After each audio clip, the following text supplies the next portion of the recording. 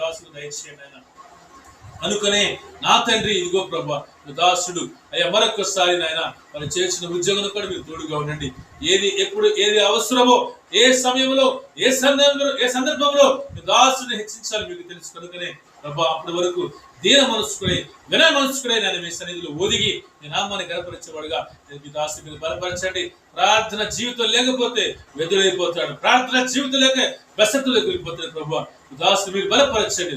ప్రార్థన ఆత్మ కలిగి ఈ సన్నిధిలో మోకరించి మీ నామాన్ని గణపరిచేవాడుగా దాసుని మీరు బలపరచండి. నన్ను గణపరచు వారిని గణపరుస్తాను అంటున్నారు. జాగ్రత్తగా వెదుగు వారికి నేను వారిని కనుగొందరు అంటున్నారు. కనుకనే నా ప్రభా మిమ్మల్ని వెతకాలి, మిమ్మల్ని ప్రేమించాలి, మీ నామాన్ని గణపరచాలి అంటే కృపను మీ దాసుకు దయచేయండి. దేవా సహాయం దయచేయండి. అదే రీతిగా జ్ఞానమగ్నం బట్టి కూడా మీకు వందనాలయ్యా. జ్ఞానమగ్నం కూడా మీరు జ్ఞాపకం చేసుకోండి. ఈ దినమున ప్రభా మరి నాయన ఆదరణ కూడిక వారు గృహంలో ఏర్పాటు చేసుకున్నారు. ఆయన